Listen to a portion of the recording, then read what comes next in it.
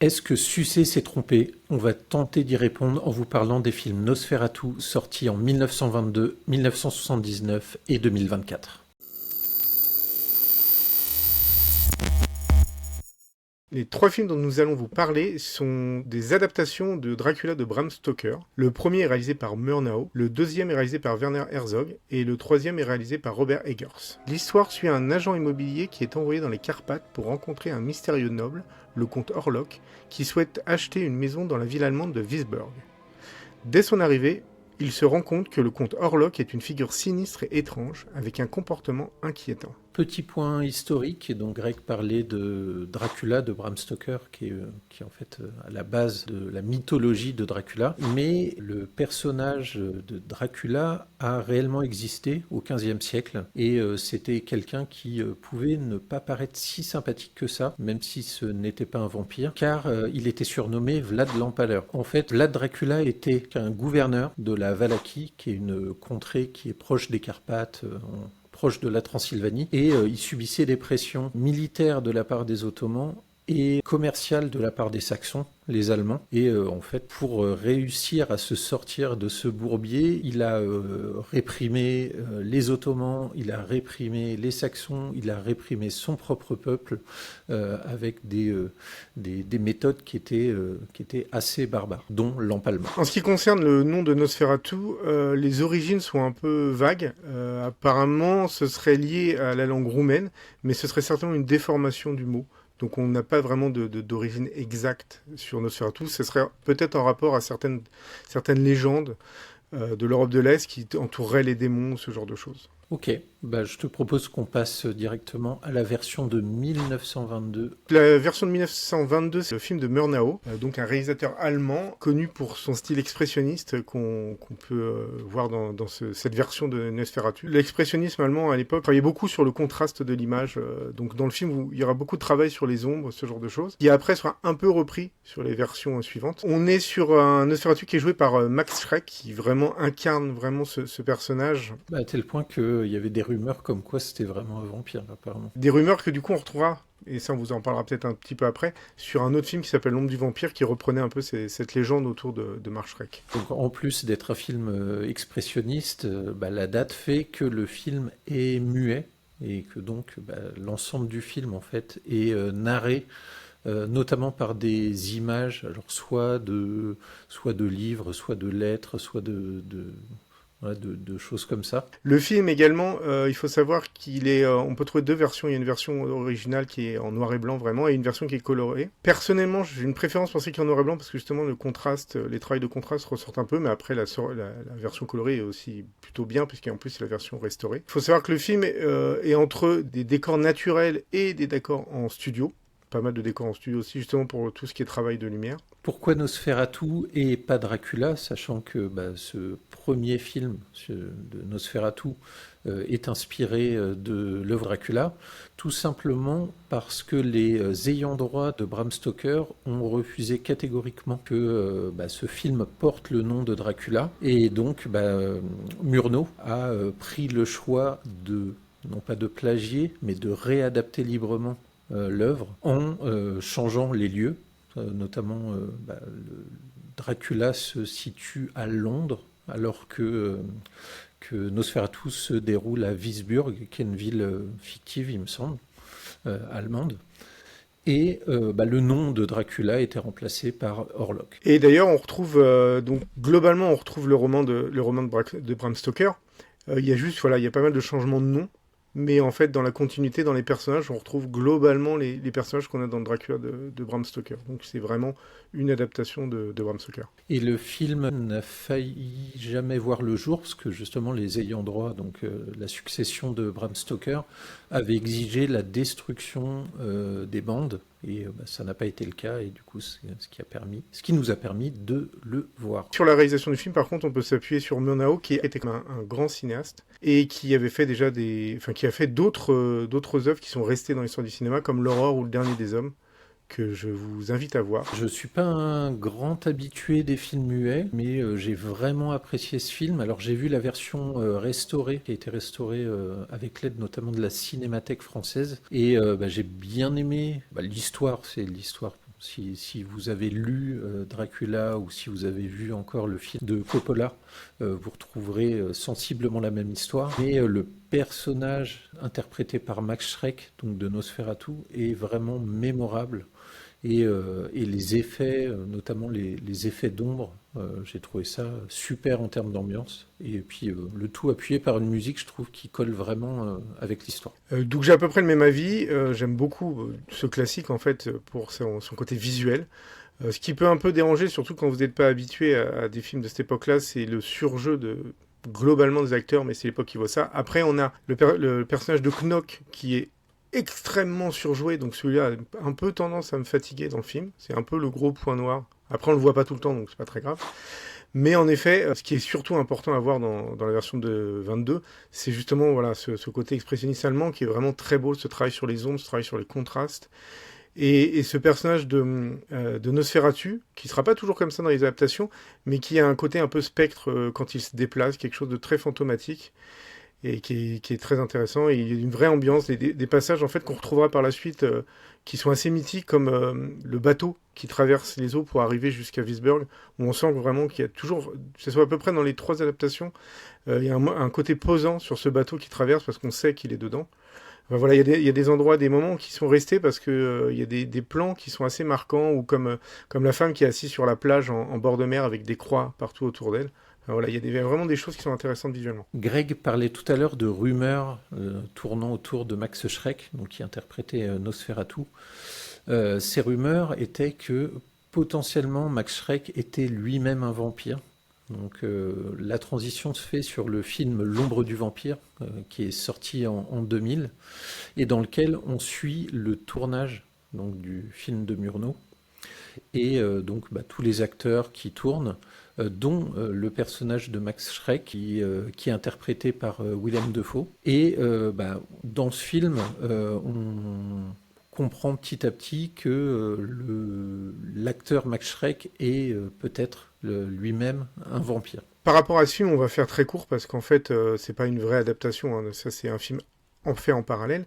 Donc, juste pour information, d'un point de vue ciné, il était réalisé par Elias Merige, qui est en fait un réalisateur qui avait fait un film qui s'appelle Begotten, qui est un film expérimental qui est très proche de l'expressionnisme allemand. Qui est un film en noir et blanc qui travaille beaucoup sur les contrastes. Donc je pense que c'est pour ça qu'ils l'ont trouvé. Et dans le film, il y a également John Malkovich, qui joue du coup Murnau. Le film est sympa dans le sens où on voit le tournage des scènes du film de Murnau. Donc on voit derrière la caméra. Donc c'est assez sympa. Après, moi j'ai un petit truc sur Willem Dafoe. En tant que Conterlock, qui m'a fait sourire parce que je trouvais que c'était un mix un petit peu entre Sim. Alors, du coup, je vais être obligé de mettre une photo de Sim maintenant. Exactement. Un mix entre Sim et Eric Zemmour. Donc voilà. Je mettrai aussi une photo de Zemmour, mais ça sert moi.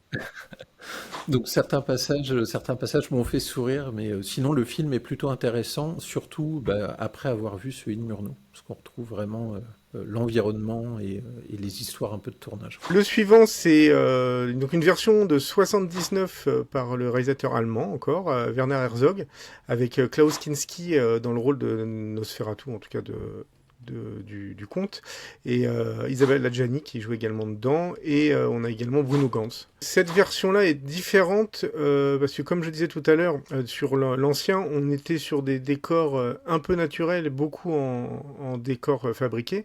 Là, en fait, Werner Herzog a décidé d'être vraiment sur du décor naturel, ce qui est un peu le style de Werner Herzog, qui aime beaucoup être dans du décor naturel. L'ambiance est différente, la durée du film est à peu près équivalente. L'histoire est la même. Globalement, le personnage de Nosferatu est physiquement assez proche de l'ancien. Ils ont gardé un peu le même style.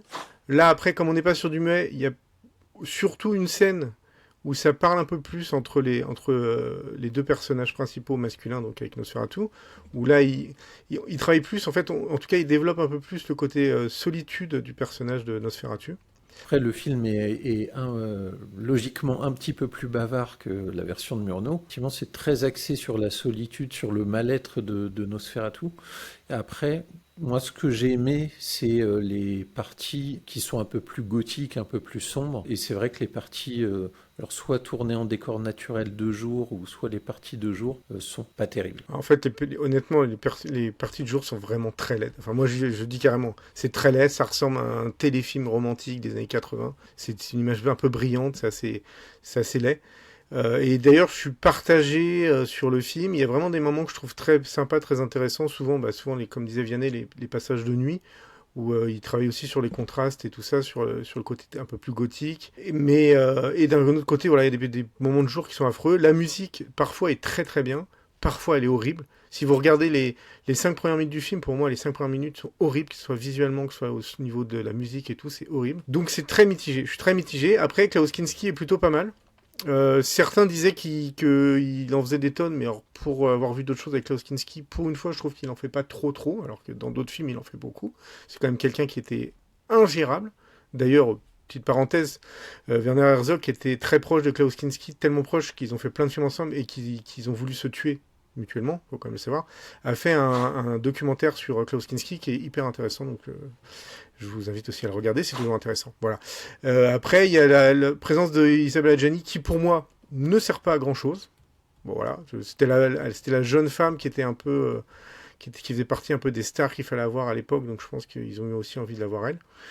Voilà. Donc en fait, cette version du film, je l'aime certainement un peu moins que celle de 22, parce que je suis plus mitigé et que voilà, ça passe du très bien au pas bien du tout. Voilà, je suis plus mitigé sur celle-ci. Pareil. On passe au dernier, 2024. Nosferatu par Robert Eggers. Avec Lily Rose Depp et Nicolas Hoult. Et il y a également Bill Skarsgård, mais honnêtement, on s'en fout. Et il y a William Dafoe qui justement était, comme disait tout à l'heure, dans le film sur la vie de Max Schrein. Enfin, sur le tournage. Sur le tournage du film de Murnau. Ouais. Voilà, et c'est lui qui faisait du coup Nosferatu. Et là, du coup, il fait l'équivalent de Van Helsing, on va dire, si on reprend le roman de Bram Stoker. L'histoire, on la connaît. C'est la même que celle de Murnau, que celle de Herzog. Pas besoin de s'étendre sur le sujet. On va peut-être parler surtout de la réalisation et peut-être des petites différences qu'on retrouve avec les autres. Donc la réalisation, c'est Robert Eggers. On retrouve les points forts de Robert Eggers, c'est-à-dire le visuel. Globalement, les films de Robert Eggers sont plutôt beaux en général, il travaille beaucoup sur l'esthétique, donc là on le retrouve pas mal. Le film, il y a des passages qui sont vraiment très jolis, donc ça c'est plutôt bien. Après, alors là ça dépend un peu des goûts aussi, mais un des défauts pour certains de Robert Eggers, pour d'autres non, c'est un peu lent, c'est un petit peu lent. Il faut savoir que sur la version de Robert Eggers, il y a 30 à 45 minutes de plus que sur les deux versions précédentes. Il a plus développé la partie, on va dire la dernière partie qui se passe en Allemagne, quand tous les personnages sont en Allemagne. Il a plus développé des personnages là et des situations entre eux. Il y a des moments où c'est pas nécessaire, je pense. Malheureusement, sur les 30-45 minutes qui ont été rajoutées, je les ai un petit peu ressentis. Alors pas totalement, mais un petit peu ressentis. Après, on reste sur quelque chose de visuellement qui est plutôt bien. Lily Rose Depp, je précise, j'ai trouvé qu'elle était vraiment très très bien dans le film. Je l'ai très peu vue, donc je l'ai presque un peu découverte dans celui-ci. Et j'ai trouvé qu'elle était vraiment bien. Nicolas Hoult aussi est très bien. Comme je disais, Bill Skarsgård n'a aucun intérêt. Ce qui me fait venir sur le personnage de Nosferatu, où j'ai été déçu, moi. J'ai été déçu parce que j'ai vu les anciens. Je pense que si vous n'avez pas vu les anciens, vous serez peut-être pas déçu. Mais là, j'étais un peu déçu parce que pour moi, il ressemblait plus à Rasputin qu'à Nosferatu. Et donc je retrouvais pas vraiment perso, et le côté un peu spectre, un peu fantomatique qu'on retrouvait dans les deux versions précédentes, on l'a plus vraiment, on est plus sur un personnage un peu zombie, voilà, donc ça j'étais un peu déçu sur le personnage, sur la façon dont ils ont géré le personnage de Nosferatu. Ben moi, il m'a fait penser au Docteur Robotnik, donc c'est la référence est moins... Entre Sim et Robotnik, Ouais, c'est ça. on est bien.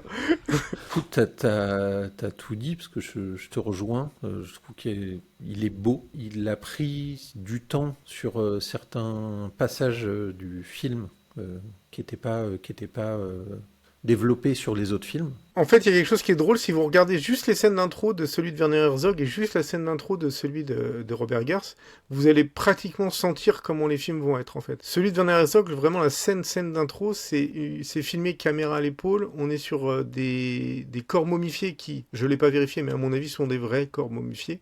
Donc on est sur quelque chose de très, voilà, comme je disais tout à l'heure, très naturel, très réel. Alors que on est sur la dernière version, sur quelque chose de beaucoup plus stylisé et tout. J'aime beaucoup la version, d'ailleurs, j'aime beaucoup beaucoup l'intro du dernier Nosferatu. Je la trouve vraiment bien. Et en plus, d'ailleurs, tout de suite, elle place Lily Rose. Voilà, on sent qu'elle va nous proposer quelque chose de sympa après. Mais en tout cas, voilà, rien que sur ces 2 intros de films, on sent bien la différence. On sent le traitement qui va être différent. Et voilà. Et donc, je trouve que le dernier est plutôt bien. C'est pas un film que je reverrai 150 fois non plus, hein. Mais c'est plutôt honorable, je trouve, ce qu'il a fait avec. Il a gardé certains plans un peu, voilà, comme un peu les plans que je disais tout à l'heure, qu'on retrouve. Et en même temps, il a mis sa patte, peut-être un peu trop, comme je disais sur la deuxième partie, mais ça reste plutôt intéressant. Quel est pour toi le meilleur Nosferatu? Est-ce que je peux faire une réponse qui est abusée? Oui. Une réponse trichée un peu? Oui. Bah, je pense que c'est le Dracula de Coppola, en fait. Non, après, non, c'est vrai que si j'ai envie de voir un truc sur Dracula, je reverrai plutôt le Dracula de Coppola. Après, si on reste sur Nosferatu, bah, je disais, celui que j'aime le moins, c'est Werner Herzog. Après, c'est compliqué entre le premier et le dernier. Mais le premier, il a pris un coup de vieux, il a 120 ans. Donc, voilà. Mais il est plutôt visuellement intéressant. Il fait 1h30, je crois. Donc, il est pas trop long. Mais c'est pas un film qu'on regarde tous les jours non plus. Je sais pas. Peut-être plutôt le premier. On va faire un classement. Je ferai premier, dernier et puis en dernière position, Werner Herzog, quoi. Ouais, ben pareil, et moi je préconiserais le combo, le premier plus L'ombre du fantôme, donc le film de 2000, qui parle du tournage et qui est plutôt sympa. Hormis que Willem Dafoe est un peu, je trouve un peu moyen dedans, mais le film est sympa. Alors que dans celui de Robert Eggers, il y a Willem Dafoe et il est correct. Oui, il est correct, tout à fait. D'ailleurs, peut-être que si un jour il y a une autre version de Nosferatu, il faudra la faire vite pour remettre Willem Dafoe Dans un autre rôle. Peut-être dans un autre rôle, dans, je sais pas, le rôle de Knock ou autre, quoi. Peut-être. Revoyez, ou si vous l'avez pas vu, regardez le Dracula de Coppola. C'est un peu hors sujet, mais pas vraiment, mais c'est à peu près la même histoire, en fait. Donc, on est sur le même roman, on est à peu près sur la même histoire. Voilà, il y a des différences. Celui de Coppola, il y a plein de petites idées sympas. Le générique est bien aussi sur celui de Coppola. Il s'intéresse un peu sur les origines du personnage. Il est quand même plus rythmé. Quitte à avoir un truc de Dracula, regardez Coppola. Ou sinon, vous allez sur des petits Dracula simples. Parce que on n'a pas dit, mais Dracula il y a eu un nombre de versions énormes. Et les 2 acteurs qui sont sortis de ça, c'est Bela Lugosi et Christopher Lee. Donc vous avez aussi ceux-là qui sont un peu plus classiques, les Bela Lugosi ou ceux de la Hammer qui étaient avec Christopher Lee, où on est sur des petits films d'horreur un peu plus tranquilles. On est moins sur les histoires de Bram Stoker, mais c'est sympathique aussi. Mais sinon, je pense que Coppola c'est le mieux. Sinon, vous avez des comédies comme Vampire, vous avez dit Vampire, des années 90, ou encore mieux, Les Charlots contre Dracula, parce que ce film existe, et je l'ai vu. Donc n'hésitez pas si vous avez l'occasion. Et je crois qu'il est réalisé par le père de Vincent Dezania. Tout à fait, c'est ça. Et si, juste une chose sur les vampires, parce que je suis resté sur Dracula, mais si on parle des vampires globalement, regardez Entretien avec un vampire.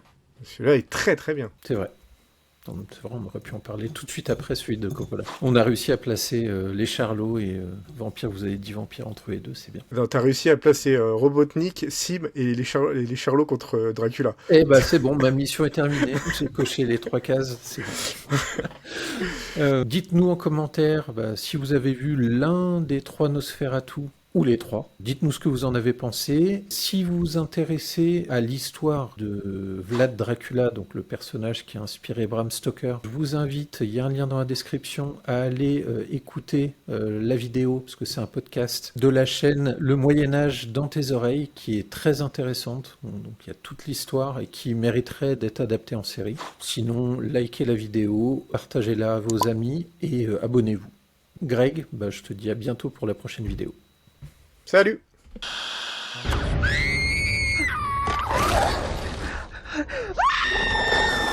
Abonne-toi à la chaîne pour ne pas manquer les prochaines vidéos.